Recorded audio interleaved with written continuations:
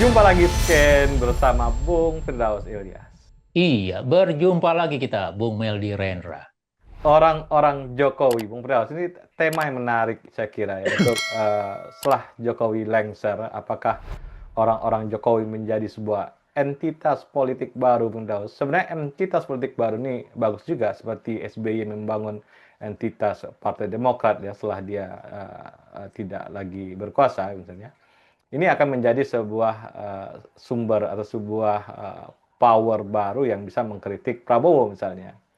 Nah, problemnya orang-orang Jokowi ini dia kecipratan masalah-masalah Jokowi sehingga dia pamornya tidak sebaik ketika Jokowi berkuasa dulu dan pamornya menjadi di wilayah publik menjadi diskusi-diskusi remang-remang bagi orang-orang Bung Firdaus, dan disinilah masalah orang Jokowi, dia tidak punya integritas, tidak punya moral yang baik sehingga dia tidak bisa mengkritik balik Prabowo, Bung Firdaus.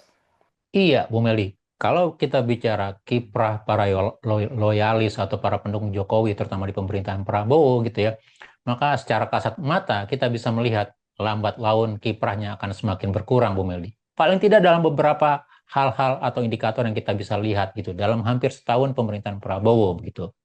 Pertama, kalau kita lihat dari menteri-menteri yang ada di pemerintahan Prabowo, satu persatu para loyalis ataupun juga para pendukung Jokowi itu mulai merasakan apa namanya, boleh kita katakan sebagai bagian dari pergantian atau reshuffle begitu ya. Bahkan ada beberapa menteri yang nasibnya agak terkatung-katung begitu. Pilihannya apakah akan terus menjadi bagian dari barisan Jokowi atau bergabung secara formal ke dalam barisan Presiden Prabowo. Dan itu yang kita bisa lihat apa yang dikatakan oleh Presiden Prabowo. Kamu masih milih partai anu atau Gerindra gitu. Dan itu adalah bagian dari screening yang dilakukan. Dan buktinya apa? Kelambanan ketidakjelasan sikap ini berimplikasi kepada pergantian sebagai seorang menteri Budi Ari kalau saya melihat di sana salah satunya begitu. Kemudian yang kedua, jadi yang kedua yang kalau kita lihat misalnya ada beberapa performa baik itu loyalis ataupun mantan Presiden Jokowi yang di era yang mungkin tidak menjadi pejabat sekarang di era pemerintahan Prabowo, tetapi juga mulai ditelisik, diperiksa atau indikasi kinerja sebelumnya, bahkan dalam konteks misalnya tindak pidana korupsi misalnya. Dan itu yang kita lihat misalnya pada Menteri Pendidikan gitu ya. Nah, di Makarim misalnya. Dalam satu sisi menjadi tersangka dalam kasus yang digawangi oleh misalnya kejaksaan, kemudian akan menyusul lagi mungkin kasus yang juga diperiksa oleh KPK begitu. Sebelumnya ada menteri yang lain juga gitu ya, yang notabene itu menjadi salah satu indikator apakah legasi dari Presiden Jokowi itu memberikan nuansa atau kesan yang baik pada publik begitu. Artinya lekang menjadi ingatan publik. Ternyata tidak. Sebagian mulai dikorek-korek, diperiksa apakah ada persoalan di sana, ada kejanggalan di sana begitu ya gitu. Jadi kalau kita katakan dalam konteks bagaimana peninggalan warisan Jokowi nampaknya akan semakin tergerus. Di sisi lain kita juga lihat performa dari pewarisnya, Gibran Rakabuming Raka sebagai wakil presiden, itu semakin tidak menunjukkan performa yang baik, semakin menjadi bahan pembicaraan publik begitu ya. Tidak hanya cara kinerjanya, cara belusukannya, tetapi juga orang mulai melihat apa yang menjadi soalkan kepada bapaknya. Persoalan ijazah. Apakah dia lulus misalnya dari sekolah-sekolah yang dikatakan mulai dari SMP, SMA, atau perguruan tinggi begitu. Dan itu juga menjadi satu indikator bagaimana makin meredupnya, paling tidak kalau kita katakan mungkin meredup atau upaya untuk meredupkan misalnya legasi atau orang-orang Jokowi. Jadi pada titik ini saya lihat bagaimana posisi Presiden Jokowi atau peninggalannya gitu ya itu semakin terdesak gitu ya dan tidak lagi akan dianggap atau memberikan sebagai faktor penting di dalam pemerintahan berikutnya atau apa yang dijalankan oleh pemerintahan sekarang lambat-lambat gitu ya legasi atau peninggalan ataupun juga apa yang menjadi kebijakan Presiden Jokowi itu ditinggalkan termasuk IKN termasuk beberapa pendekatannya begitu ya karena nampaknya ya dan saya pikir ini manusiawi begitu ya tipikal dari seorang pemimpin ketika muncul pemimpin yang baru dia ingin yang dikenang adalah milestone-nya bukan milestone pemimpin yang lama. Kalaupun mungkin milestone pemimpin yang lama itu baik, tetapi itu bisa menutupi bayangan saya, begitu ya, maka kalau bisa itu disingkirkan. Jadi ini suatu naluri dari sisi apa namanya, sisi kekuasaan, gitu ya. Maka mau tidak mau kita katakan bahwa ya peninggalan Jokowi, orang-orang Jokowi akan redup, akan hilang, digantikan karena tuntutan zaman atau karena hal-hal yang lain begitu terkait kepentingan politik dan seterusnya. Dan kita tidak tahu kira-kira apa yang akan tersisa nanti sehingga bagian atau menjadi suatu modal di dalam kalau kita bicara konteks politik yang akan bisa digunakan di dalam 2029 nanti oleh keluarga atau klan Jokowi, Bu Meli. Iya, isu keberlanjutan ya. Prabowo adalah keberlanjutan Jokowi ini juga menjadi sebuah benang merah yang dipakai oleh orang-orang Jokowi sehingga orang-orang Jokowi itu hybrid Bung Firdaus. Dia dulu orangnya Jokowi, sekarang orangnya Prabowo.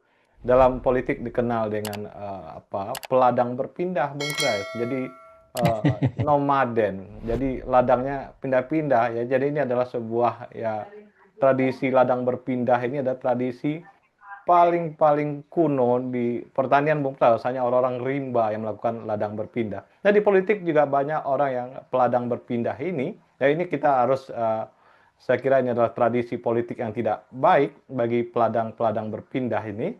Dan Prabowo saya kira harus membuang orang-orang peladang berpindah dan orang-orang yang rajin di kebunnya saja yang dia dorong untuk menjadi eh, pesuruh-pesuruh dia, menteri-menteri dia untuk mensukseskan programnya Prabowo untuk kemajuan Indonesia, Bung Firdaus. Iya, betul. Jadi memang ada satu soal besar dalam konteks, ya saya terlepas dari politik, dalam kinerja pemerintahan, begitu ya. Para aparaturnya, para pemimpin yang memang berangkat dari latar belakangnya sifatnya pragmatis atau lompat pagar, begitu ya. Tidak hanya sekedar landang pindah, tapi juga merusak lingkungan, Bu Meldi, gitu ya. Artinya apa? Meninggalkan bekas pembakaran, kemudian merusaknya ekosistem dan segala macam, begitu. Artinya tidak ada yang sesuatu yang sustain dan berlanjut sebagai modal di dalam pembangunan, begitu. Dan dalam hal ini, kalau kita bicara untuk kepentingan Indonesia, begitu Indonesia maju, Indonesia emas, entah apa istilahnya, begitu ya nanti, gitu 2045, maka ini harus menjadi satu PR besar untuk dihilangkan. Karena ini tidak lebih dari sekedar orang yang sifatnya menempel pada kekuasaan, menjadi parasit kekuasaan, begitu ya, gitu. Dan kalau kita harapkan apa kontribusinya, sifat kritisme tidak ada, sifat planning atau visioner untuk perencanaan pembangunan juga tidak ada, lebih banyak mengatakan siapa, yes Bapak, begitu ya, kami akan bekerja untuk Bapak, begitu, mengamankan Bapak.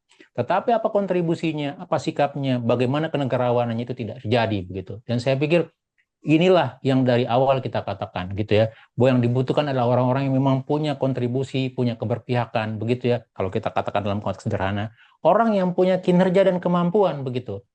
Kalaupun memang dia berangkat dari endorsement atau kelompok politik partai tertentu, pendukung tertentu, tapi tidak punya kemampuan, layaknya untuk ditinggalkan. Dan sayangnya, pemerintahan Jokowi yang lalu misalnya, banyak menitipkan orang-orang yang notabene tidak punya kemampuan, tidak punya kapasitas dalam pemerintahan, hanya sebagai bagian dari kompensasi karena dukungan, gitu ya, dan itu mendapat jatah di dalam pemerintahan. Tetapi kalau kita bicara keberlanjutan apa yang akan kita jalankan? Apakah sifat dari sisi misalnya mengabdi kepada kepentingan publik atau mengabdi kepada kepentingan kekuasaan. Dan sayangnya orang-orang seperti ini hanya mengabdi kepada kepentingan kekuasaan, Bu Meldi, bukan kepada kepentingan publik, begitu ya. Dan saya pikir Presiden Prabowo Subianto harus sadar untuk ini. Gitu. Artinya apa? Tidak akan banyak yang tersisa, gitu ya, kalau dari semangatnya atau tujuannya hanya untuk melanggengkan kekuasaan, Bu Meldi. Maka bisa jadi kita katakan mungkin selamat tinggal untuk para loyalis atau para pendukung Presiden Jokowi, gitu ya.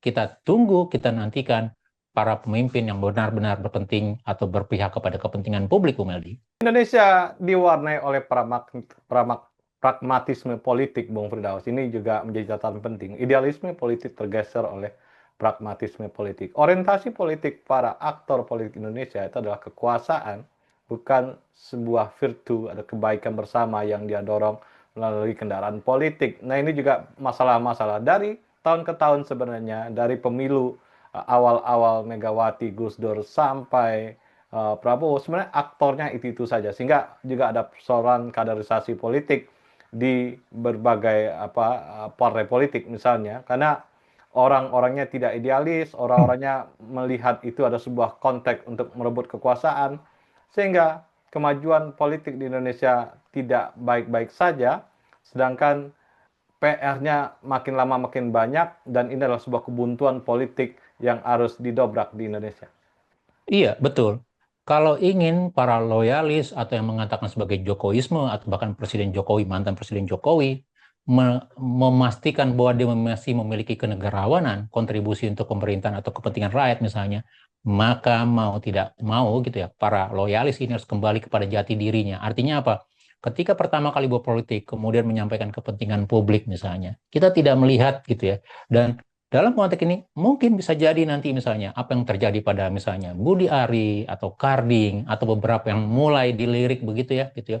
Artinya, kalau memang Anda ingin menjadi seorang politisi, jadilah politisi yang baik begitu ya. Kalau Anda ingin membangun karir keberpihakan kepada publik, mulailah dengan posisi yang jelas. Bukan melakukan praktik-praktik benturan kepentingan, bukan praktik-praktik sekedar membuat Bapak senang begitu. Dan saya pikir, kalaupun itu yang Anda lakukan, Anda tidak perlu harus berada dalam lingkar kekuasaan, begitu ya. Anda bisa berada di luar kekuasaan, menjadi bagian dari penyeimbang kekuasaan, menjadi bagian dari pengkritik pemerintahan secara elok di sana, begitu ya, atau menjadi bagian dari yang memberikan rencana-rencana konstruksi untuk pembangunan ke depan gitu. Tidak perlu beramai-ramai mengekor pada pemerintahan, meminta jabatan ini itu begitu ya, apalagi menambah jabatan di komisaris BUMN misalnya, tetapi jadilah jati diri. Tapi pertanyaan sekali lagi, mungkinkah itu terjadi begitu ya?